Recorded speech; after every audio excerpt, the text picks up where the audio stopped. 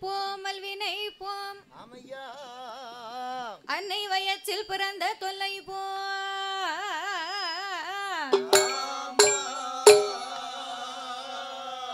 போகா துயரம் போம் குணமான் மருணை கோபுரத்துள்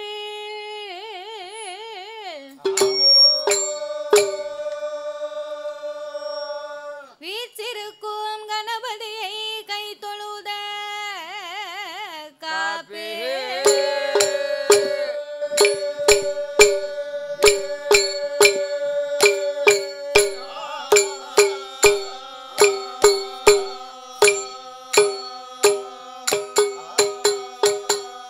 வாக்குண்டாம் நல்ல மனதுண்டாம் வாமலராய் நோக்குண்டாம் மேனி நொடுக்காதே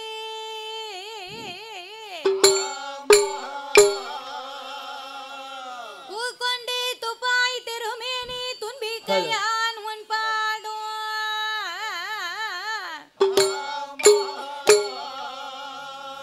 தப்பாமல் சார்பார் தமக்கே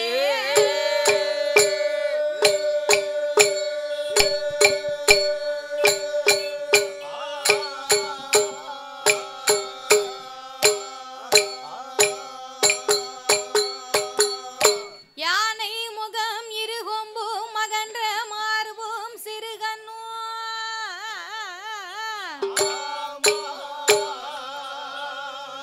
பானை போல் பெருவயரும் பங்கான பொன்பு நூலழகும்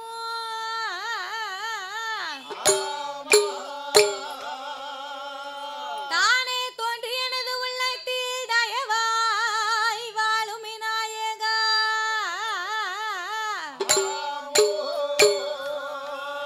நானே உமது பாதம் பணிவேன் என் நாவில் வந்துதிப்பாய் ஓம் கணபதியே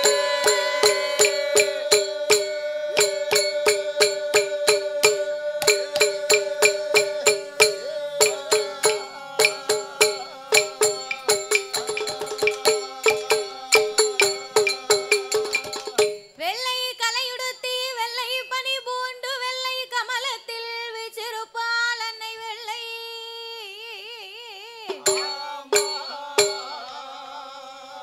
வெள்ளை அரியாசனத்திலே அரசரோடு என்னை சரியாசனத்தில் வைத்த என் தாயே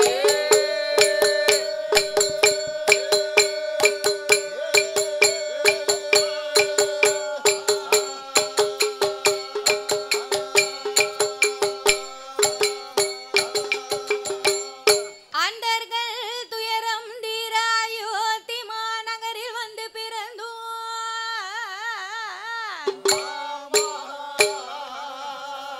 தண்டகாருண்யம் சென்றே சமுத்திரத்தை ஓரணையாகவே கட்டி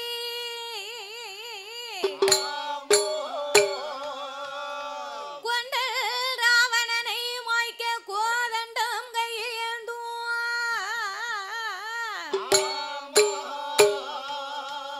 வண்டரி போச்சும் ராமா ராமச்சந்திரா உன் பொன்னடி கமலாம் போற்றி போற்றி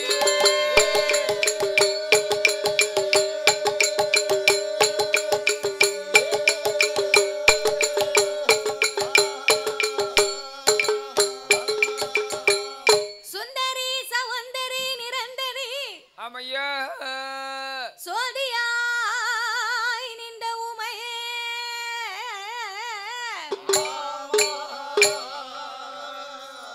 சுக்கிரவாரத்தினால் உன்னை தரிசிப்பவர்க்கு அருள் புரிவாய் என் தாயே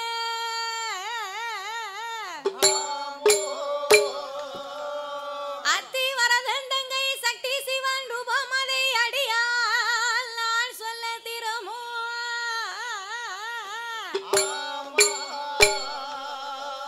இந்த அழகான சயான் கோலிவாடான நகரத்திலே புகழாக வந்த வந்த மருந்த என் நம்பிகை அங்கையர் கண்ணி அகிலாண்ட கோடி பிரம்மாண்ட நாயகி ஆமையா அம்பிகையால் பத்திரமா காளியம்மாள் எனக்கு அருள் புரிவார்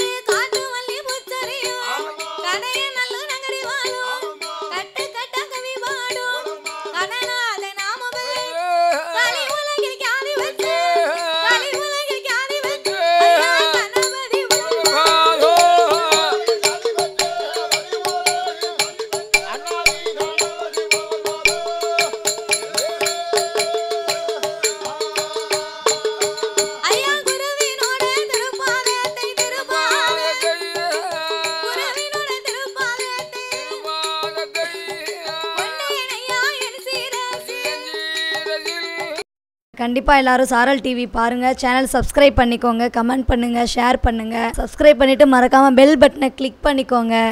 சாரல் டிவியை பாருங்கள், நம்ம சாரல் டிவியை சப்ஸ்கிரைப் பண்ணிக்கோங்க. தேங்க்யூ.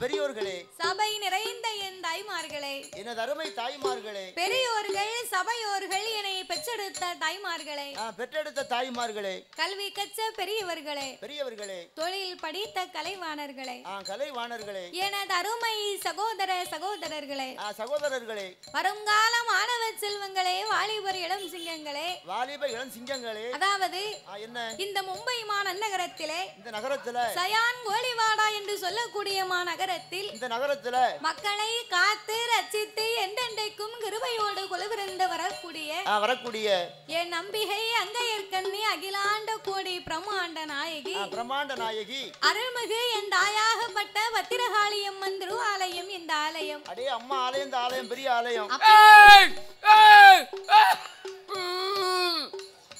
தாத்தா அம்மா வாரான்னு ரொம்ப முக்காத, தையல் புரிந்துரும். என் அம்மா இருந்த விரதத்துக்கு வாராளோ? நான் இருந்த விரதத்தை பாத்தியோ? நீ ரொம்ப நல்லா ட்ரெயின்ல வர வர இருந்திருக்க. வர வர மீனா தான் சாப்பிட்டேன். நான் வர வேண்டாம், நொஞ்சிருக்கேன், அதனால என்கிட்ட வர வேண்டாம்னு சொன்னேன். ஆமா, ஆனா ஒரு அம்மா இருக்கா. யாரு? யாரு அவ? யாரு? அவதான் அடங்காப்பிடாரி. அடங்காப்பிடாரி உன் மேல வர்றது தப்பு. எங்க ஊர்ல வந்து அந்த அம்மா கொலை தெய்வம். அவ எங்கெங்க இருக்கணுமோ அங்கங்க வரணும். அங்கதான் வரணும். கூட தெரியாம இவ சாமி அடிக்கிட்டு இருக்கா. இங்க அடிக்க பையன் மேல வரலாம் அடங்காப்பிடாரி. அவன் தாக்கு பிடிப்பான். ஆமா, நான் வர வேண்டாம்னு சொன்னேன். அவ என்னத்த இருந்தாலும் என் விரதத்தை தாண்டிக்கிட்டு ஆமா உடனே வந்து என்கிட்ட குடியிருக்கா. அப்பேர்வட்டை இந்த பத்திரகாளியம்மனுடைய திருவாலயத்திலே, இந்த ஆலயத்துல என்ன மாதம்? இது வந்து அப்பிய மாதம். அப்பிய மாதம் இல்ல தாத்தா, ஐப்பசி மாதம். நாங்க எங்க ஊர்ல அப்பிய மாசம்னு தான் சொல்லுவோம். இருக்கும். அப்படியா? ஆமா. பரவாயில்ல. சரி. ஐப்பசி மாதத்திலே அம்மனுடைய ஆலயத்திலே கொடை விழாவை முன்னிட்டு நாமளுடைய வெள்ளி செய்யவே அன்போடு இங்கு வரவழைத்து உள்ளார்கள். நாமளை வரவழைத்த அனைவர்களுக்கும் சரி அனைத்து அன்பு உள்ளத்திற்கும் நாங்கள் நன்றியை தெரிவித்துக் கொண்டு அதாவது எந்த ஒரு ஆலயத்திலேயுமே நாமல் முதலாகவே வெள்ளிசை ஒன்று ஆரம்பிக்கிறோம்னு சொன்னா அப்படின்னா அது எந்த ஒரு கோவிலாக இருந்தாலும் எத்தனை பெரிய தெய்வமாக இருந்தாலும் அந்த ஆலயத்திலே முதலாகவே சாஸ்தாவினுடைய திருக்கதைகளைத்தான் நாமல் முதலாவது பாட வேண்டும். அவருக்கு மட்டும் பாடணும். ஏன் அவருக்கு மட்டும் முதலாக பாடுகிறோம் தெரியுமா? அகில உலகத்திலே கலியுக தெய்வமாகவே வந்து பிறந்தவர் ஐயனார் ஒருவர்தான். அவர் ஒருவர்தான். அப்படின்னா நம்ம எல்லாம் தாய்க்கும் தந்தைக்கும் வந்து பிறந்த சாதாரணப்பட்ட மானிட மனுக்கள். அது உண்மைதான். ஆனால் என் தருமஞான சாஸ்தா அப்படி அல்ல. அரிக்கும் சிவனுக்கும் ஆணுக்கும் அப்பாவுக்கும் பிறந்த பிள்ளை. பிறந்த பிள்ளை. அப்பேறுவட்ட ஹரிஹரபுத்திரன் தருமஞான சாஸ்தா வந்து பிறந்தாத்தான் சரி அனைத்து தெய்வங்களுமே இந்த ஆலயத்திற்கு வருமாம். அப்படி இல்லை என்றால் சாஸ்தா மட்டும் பிறக்கலைன்னு வைங்க, சாமி கோயிலுக்குள்ள வராது. 4 வழி சாதையில போயிரும். ஆமா, பெரிய பைபாஸ்ல வந்துட்டு பைபாஸ்ல வீட்டுக்கு போயிடும். ஆமா, காசிக்கு போய் அங்க இருந்து குற்றாலம் போய் பாவநாசம் போய் ஆமா அங்க இருந்து நேர இங்க வருவார். ஆமா, அப்படி இருப்பதனாலே சாஸ்தாவின் திருக்கதைகளை நான்கே வார்த்தையிலே பிறவி செய்துவிட்டு சக்தி கொண்டு கொலுவிருந்து வரக்கூடிய இந்த பத்திரகாளி அம்மனுடைய திருப்புகளையே நாங்கள் பாட இருக்கிறோம். பாடும் பாட்டிலே பழுது குச்சங்கள் இருந்தாலும் சொல் குச்சங்கள், இசை குச்சங்கள், கதை குச்சங்கள். எங்களுடைய கதையிலேயே பொருள் குச்சங்கள். சாரீர குச்சம் குறை இருந்தாலும் எங்கள் சரீர குச்சம் குறை இருந்தாலும் எங்கள் ஆட்கள் அடி தாளங்களில் ஒரு குறைகள் இருந்தாலும் முன் சொல் பின்னால் இருக்கலாம், பின் சொல் முன்னால் இருக்கலாம். அறிந்து பாடினாலும் அறியாமல் பாடினாலும் தெரிந்து பாடினாலும் எங்களுக்கு தெரியாமல் பாடினாலும் எங்களுக்கு முன்பாகவே இந்த ஆலயத்திற்கு எத்தனையோ பெரிய பெரிய புலவர்கள், பேரறிஞர்கள், கவிஞர்கள் எல்லாம் வந்து பாடியிருக்கலாம். ஆன போதிலும் அடியால் நான் ஒரு சிறு குழந்தை. உங்கள் வீட்டு பிள்ளையாகிய நான் மாதவி. என்னால் தெரிந்தளவு என் சிற்றறிவுக்கு எட்டியவாறே உங்கள் முன்னால் நான் பாடுகின்றேன். நான் எல்லாம் தெரிந்தவளும் அல்ல, அனைத்தையும் கற்றவளும் கிடையாது. அதாவது ஒவ்வொரு புலவர்களுமே ஒவ்வொரு விதமாக பாடுவார்கள். உண்மைதான். ஒருவரை போலவே இன்னும் ஒருவர் பாட முடியாது. கற்றது கைமண்ணளவு கல்லாதது உலகளவு என்பார்கள். அதாவது வில்லிசையோ சொல்லிசை என்பார்கள். முத்தமிழும் சேர்ந்ததுதான் இந்த வில்லுப்பாட்டு. ஒரு ஆலயத்துல என்னதான் மற்ற கலை நிகழ்ச்சி எல்லாம் வைத்திருந்தாலும் கரகாட்டம் வைப்பாங்க, பாட்டு கச்சேரி வைப்பாங்க, ஆடல் பாடல் வைப்பாங்க. இந்த நிகழ்ச்சி எல்லாம் இருந்தாலும் கரகாட்ட வச்சா என்ன செய்வாங்க? அந்த கரகாட்ட கண்மணிகள் வந்து தலையில கரகத்தை வச்சு கிறுகிறுன்னு சுத்துவாங்க, பாட்டை போட்டு ஆடுவாங்க, பாட்டு படிப்பாங்க, போயிடுவாங்க. அப்போ அம்மனுடைய புகழை எடுத்து பாடுவார்களா? பாட மாட்டாங்க. கிடையாது. ஏன்னா அவங்களுடைய வேலை முடிந்தது, அவ்வளவுதான் அவங்களுடைய வேலை. அவங்க தொழிலை முடிச்சிட்டு அவங்க பாட போவாங்க. ஆமா, பாட்டு கச்சேரி வச்சா நல்ல சாமி பாட்டு முதலாவது பாடுவாங்க. அப்புறம் போக போக நல்ல சினிமா பாட்டா எடுத்து விடுவாங்க. 5-6 பிள்ளைய வரும், தலையை அவுத்து போட்டு ஆடும், நல்ல விரிச்சு போட்டு ஆடுவாங்க. அது ஹேர் ஸ்டைல் தாத்தா. ஆமா, போல ஸ்டைல். ஆமா, சரி. அதனால அவங்க சினிமா பாட்டு பாடுவாங்க, அவங்களும் புறப்பட்டு போயிடுவாங்க. அப்போ ஆடல் பாடல் வச்சு அவங்களும் பாட்டு போடுவாங்க, நல்லா டான்ஸ் ஆடுவாங்க. ஆனா இந்த ஆலயத்திலே அமர்ந்திருக்கக்கூடிய அம்மனுடைய புகழை எடுத்து சொல்லணுமானா யாரால முடியும்? இந்த வில்லுப்பாட்டு இருந்தா தான் முடியுமா? இந்த வில்லுப்பாட்டு வந்து சும்மா ஆடவோ பாடவோ நக்கல் நையாண்டி பண்ணவோ நல்ல ஜாலியா இருக்கவோ இல்ல. ஜாலியா இருக்கலாம், அம்மனுடைய பாடலே அழகா கேட்டா நமக்கு ஜாலியா தான் இருக்கும். அது நம்ம மனசை பொறுத்தது. அதனால இந்த வில்லிசை என்பதுவோ தெய்வத்தினுடைய புகழை எடுத்து சொல்வதற்காகத்தான், எடுத்து படிக்கத்தான். அத கவனமா கேட்க கேட்கதான் அதனுடைய இனிமையே தெரியுமா? பாருங்க, ஒரு டீ கடையில் போய் டீ வாங்குறவங்க சரி டீ வாங்கணும்னா மடக்கு மடக்கு குடிக்க கூடாது. எப்படி குடிக்கணும்? மடக்கு மடக்குன்னு குடிக்காம அதான் விவரம் கட்டவங்க. அதாவது சரி டீயை வாங்கி முதல்ல குடிச்சு பார்க்கணும், சுவைச்சு பார்க்கணும். பார்க்கணும். அந்த மாதிரி ஒரு அலசணுமா? அப்ப 2 சுவாப்பு வாங்கி அலச கூடாது. ஆத்தணும்னு சொன்னேன். ஆத்தி குடிச்ச பிறகு டீ கடைக்காரரு என்ன சூப்பரா டீ போட்டுக்காரு ஆமா அப்படின்னு சொல்லணும். சில பேர் டீயை குடிச்சிட்டு ஆமா மடக்கு குடிப்பாங்க. சரி குடிச்சிட்டு முதலாவது சரி கிடையாது ஆமா அப்படின்னு சொல்லுவாங்க. அதான் சுவைச்சு சாப்பிடணும். எதனாலும் சுவைச்சு தான் சாப்பிடணும். பச்சை தண்ணியா இருந்தாலும் அதே மாதிரி மடக்குன்னு குடிக்க கூடாது. அதே மாதிரி இந்த பத்திரகாளியம்மா எப்படி வந்தா ஆமா எங்க இருந்து வந்தாள் அப்படின்னு சொல்லி கவனமா ஆலயத்துக்கு வந்தாலும் போறாது, சாமியை கும்பிட்டாலும் போறாது. அந்த அம்மா ஏன் பிறந்தா, அந்த அம்மா எதுக்கு பிறந்தா, அவ எப்படி பூலோகத்துக்கு வந்து அவளை ஏன் நம்ம வச்சு கும்பிட்டுக்கிட்டு இருக்கோம் அப்படிங்கிற தெய்வத்தினுடைய புகழை முதல்ல நம்ம தெரிந்து கொள்ளணும். அப்படின்னா இந்த வில்லுப்பாட்டினுடைய கதைகளை நம்ம கவனமா கேட்கணும். அதான் பாடுகிற நாங்களும் பக்தியா பாடணுமா, கேட்கக்கூடிய பக்தர்களும் அதை பக்தியா கேட்கணுமா. அப்படி கேட்டாதான் அந்த கதைக்கே மகிமை இருக்கும். அதனால உங்கள் வீட்டு பிள்ளையை தவறு செய்தால் அதனை எப்படி வீட்டிற்கு அழைத்து சென்று அன்போடு ஆதரிப்பீர்களோ, உங்களுக்கு யாருக்காவது கோவம் வந்ததுன்னு வைங்க, என்ன இருக்காரு பாருங்க, இந்த தாத்தாவை கூட்டு போங்க. தாத்தாவை கூட்டு போய் கண்ணாடியை மட்டும் முதல்ல கலத்தி வச்சிருங்க. ஏன்னா அடிக்கடியில கண்ணாடி நொறுங்கிட கூடாதுல்ல,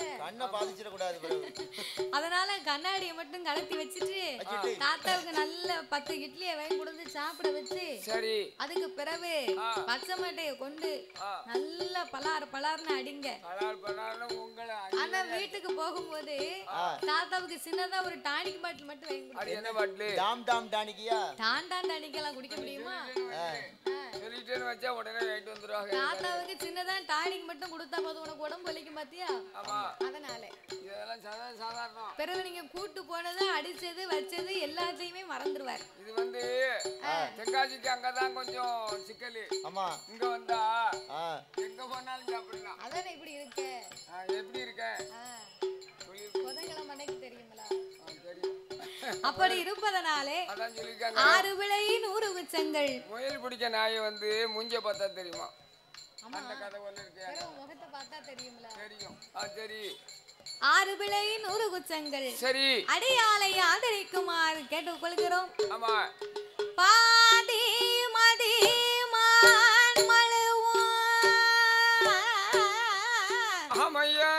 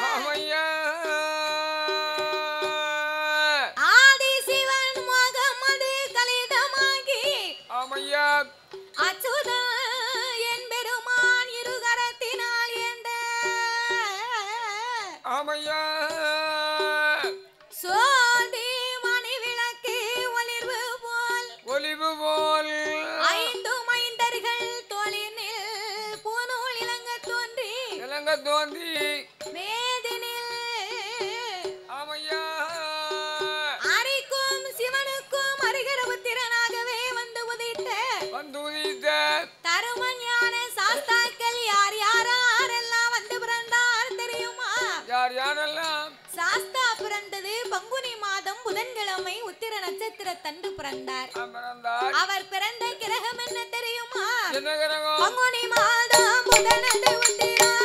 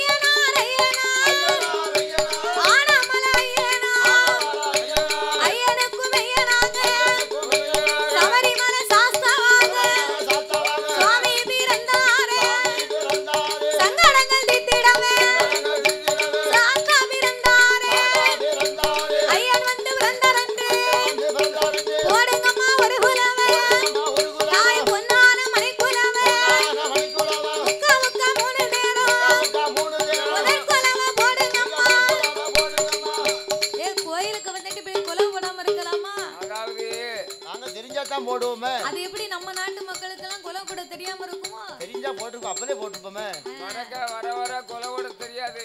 வடக்க வர வர இல்ல, நம்ம ஊர் ஆட்கள்லாம் இருக்கும்போது அது எப்படி தெரியாம இருக்கு? எந்த ஊருக்கு போனாலும் அதை மறக்க முடியுமா ஐயா? அன்னைக்கு ஆமா, அன்னைக்கு ஆலங்குளம் போயிருக்கும் போது இப்படித்தான் கொலை போட்டு சொன்னேன். ஒரு ஆளும் கொலை போடல, ஒரு பாட்டி மட்டும் கொலை போட்டுச்சு. கொலை போட்டோன்னு பாட்டி கெட்டுப்பல் கீழே வந்துட்டு நான் இதுக்கிட்டு ஓடிய போயிட்டு. பாட்டிக்கு கெட்டுப்பல் அதனால விழுந்துச்சியா? ஆமா. எங்களுக்கும் எப்படி இருக்கு பாத்தியா? உங்களுக்கு ஒரு நல்ல பல் தான், நல்லா தான் இருக்கு. பச்சரிசி மாதிரி இருக்கு. ஆமா. இருந்தாலும் இப்ப போடுவாங்க பாரு குலவை. நான் சொன்னேன் உன்கிட்ட.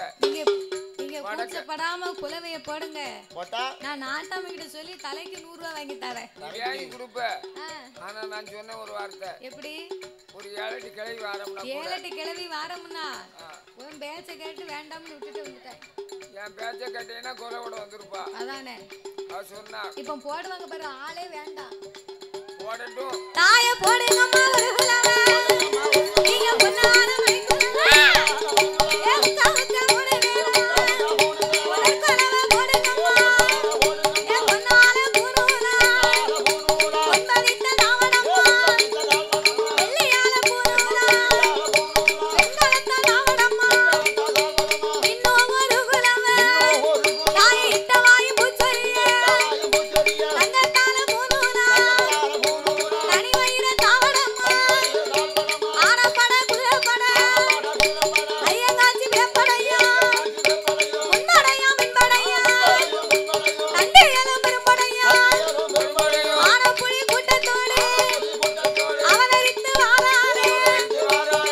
அரிக்கும் சிவனுக்கும் அரிகர புத்திரனாகவே வந்து உதித்ததினாலே ஆமையா. அவர் அரிகர சுதனாக ஆனந்த சித்தனாக ஆமா. ஐயனுக்கும் மையனாக சபரிமலை சாஸ்தாவாகவே வந்து பிறந்தார்.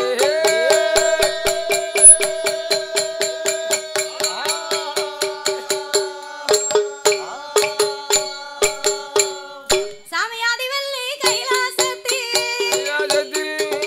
ஆதி வெள்ளி கைலாசத்தி. ஆணி பெண்ணால் முடி உலங்க. யாரெல்லாம் கொலுவிருந்த. அரணாரோடு பார்வதி.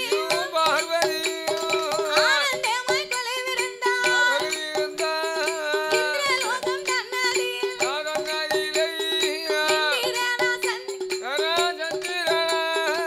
சூரியனும் கொலுவிருந்தார். சத்தியலோகம் தன்னதியில். சாதிர்முகன் சரஸ்வதியும். அங்கே சரஸ்வதியும் சந்தோஷமாய் கொலுவிருந்தார். அங்கே சந்தோஷமாய் கொலுவிருந்தார். சரஸ்வதியோ சரஸ்வதியோ அங்கே சந்தோஷமா கொலுவிருந்தா. ஆமையா சந்தோஷமா கொலுவிருந்தா.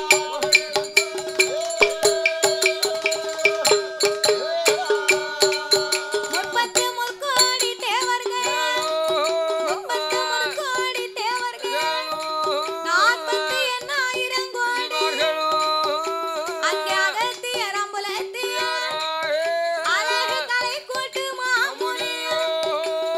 அமரர் தேவர் முனிவரும். அஷ்டதிக்கு பாலர்கள். அங்கே தேவாதி தேவரெல்லாம். தேவாதி தேவரெல்லாம். தெய்வ கையில கொலைவிருந்தார்.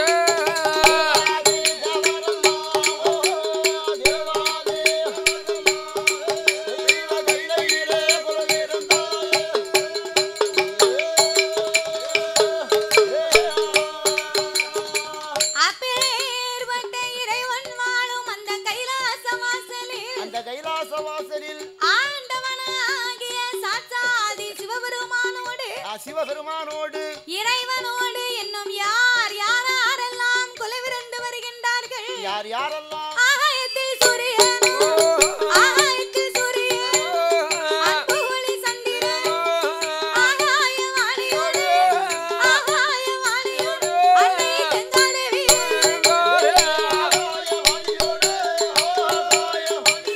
அழகு கங்காதரி கொலுவிருந்தாயே.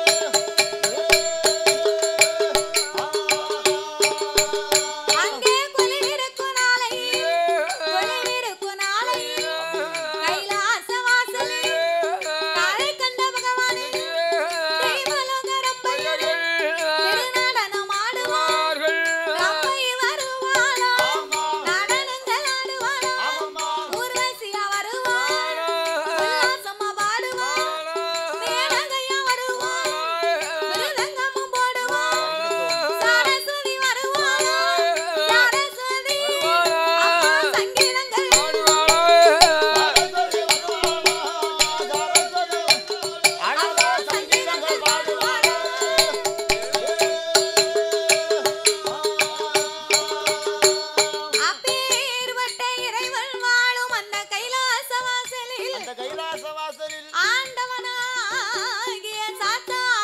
சிவபெருமானோடு யானை தோல் போர்வையும் புலித்தோல் ஆசனங்களோடு சக்தியோடு ஆண்டவன் கையிலே கொலுவிருந்து வருகின்றார். அழகா கொலுவிருந்து வருகின்றார். அப்படி கொலுவிருக்கும் இறைவனாகிய சிவபெருமான் 14 உலகத்தை இறைவன் படைத்து 224 புவனங்களையும் ஆண்டவன் படைத்தார்.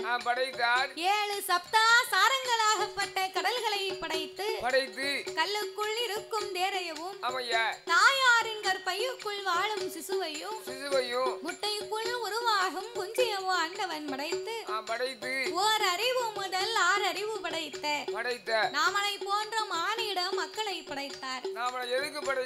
நாமளை ஏன் படைத்தார், எதற்கு படைத்தார்? அதாவது மண் உலகிலே மனிதர்கள் நாமல் அனைவர்களுமே ஒற்றுமையாக வாழ வேண்டும் என்று ஆண்டவன் நாமளுக்காகத்தான் இந்த உலகத்தை படைத்தாரா?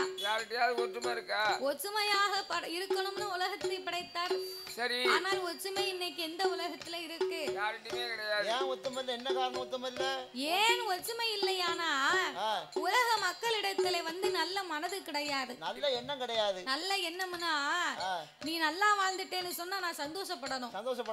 சந்தோஷப்பட்டா என் மனசுக்கு எதுவுமே தோணாது.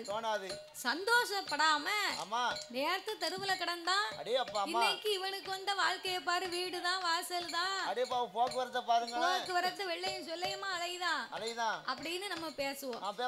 ஒரு மாதிரி நல்லா வாழ்ந்துட்டு மறுபடி கொஞ்சம் கஷ்டப்பட்டோம்னு வையே அப்ப சொல்லுவான் இவன் வந்த வரத்துக்கு ஏற்கனவே இப்படி வந்திருக்கணும், இவன் லேராகி போச்சு, என்ன வரத்து வந்தா வெள்ளையும் சொல்லையுமா அலைஞ்சான், இவனுக்கு இது வேணும் இதுக்கு வேலை வேணும் அப்படின்னு பேசுவாங்க. அப்போ சரி நமக்கு மேல ஒருத்தன் நல்லா வந்துட்டாமனா சரி நம்ம தான் நல்லா இல்ல, பரவாயில்ல அவங்களாவது நல்லா வந்துட்டாங்க நல்லா இருக்கட்டுமே அப்படின்னு நினைக்கக்கூடிய மனப்பான்மை யாருக்கும் கிடையாது, மனுஷங்கிட்ட கிடையாது. அப்படி என்னைக்கு நினைக்கிறோமோ அன்னைக்கு தான் இந்த உலக மக்கத்துல ஒற்றுமையே வரும். பாத்துக்கோ, அடேப்பா ஒருத்தன் வீட்டை கட்டிட்டான்னா சண்டால அவன் வீட்டை கட்டிட்டான், நம்ம அவனோட தாண்டி ஒரு வீடு கட்டணும் அப்படின்னு போறான். அப்படின்னு நினைச்சா கூட பரவாயில்லையே, அவன் வீட்டை எங்குடி சோழிய முடிக்கணும்னு வேலை பார்க்க அப்படின்னு நினைக்கான். எந்த மாந்திரவாதிய பாப்போம், எந்த மைய போடுவோம் அப்படின்னு. ஆமா, ஒரு 4 சென்ட் இடத்தை வாங்கிட்டான்னா ஒருத்தன், அடேப்பா அவன் 4 சென்ட் இடத்தை வாங்கிட்டான். சரி சொல்லு, இவன் வாரானா படுத்துக்கிட்டானா, படுத்துக்கிட்டாம்னா துட்டு கிடைக்காத அப்படின்னு சில பேர் நினைப்பாங்க. இருந்த போதிலும் தனக்கு ஒரு கண் போனா அடுத்தவருக்கு சரி 2 கண்ணும் தெரியணும். ஆமா, நமக்கு ஒரு கண்ணும் போனா எதிரிக்கு 2 கண்ணும் போக கூடாதுன்னு சொல்லக்கூடாது. ஆமா, நம்ம தான் அரவிந்துக்கு போனோம், ஆமா ஆபரேஷன் பண்ணோம், சரி மற்றவங்க ஏன் கண்ணாடி போடாம இருக்காங்க அப்படின்னு நினைக்க கூடாது. அவங்க கண்ணாவது நல்லா இருக்கணும் அப்படின்னு நினைச்சா தான் இருக்க ஒரு கண்ணாவது நல்லா விளங்கும், அந்த கண் நல்லா விளங்கும். இல்லைன்னா இருக்க ஒரு கண்ணே ஆண்டவன் பிடுங்கிடுவாரு. வீட கட்டினா போறான் படுதான், அவன மாதிரி நம்ம வீடு கட்டணும்னு நினைக்கான். இடத்த வாங்கினா அவன மாதிரி இடத்த வாங்கணும்னு நினைக்கான். கல்யாணம் முடிச்சா ஆமா அவன மாதிரி பொண்ணு பார்க்கணும்னு நினைக்கான். ஒரு பைக்கை வாங்கிட்டாம்னா அவன மாதிரி பைக் அதையோட தாண்ட பைக்கை வாங்கணும்னு நினைக்கான்.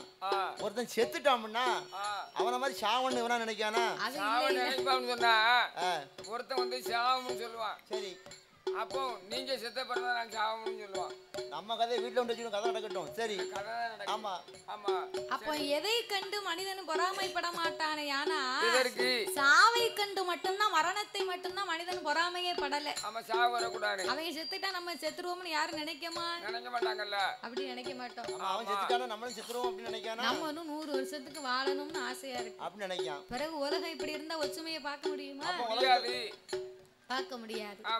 அதனால ஆண்டவன் மனிதர்களை எல்லாம் தெய்வத்தினுடைய உருவத்தை நாமல் எல்லோரும் தெரிந்து கொள்ள வேண்டும் என்று சிவபெருமானுடைய வடிவத்திலே இதோ அமர்ந்து கொண்டிருக்கிறார்களே நாமளை பெற்றெடுத்த தந்தையை படைத்தார்.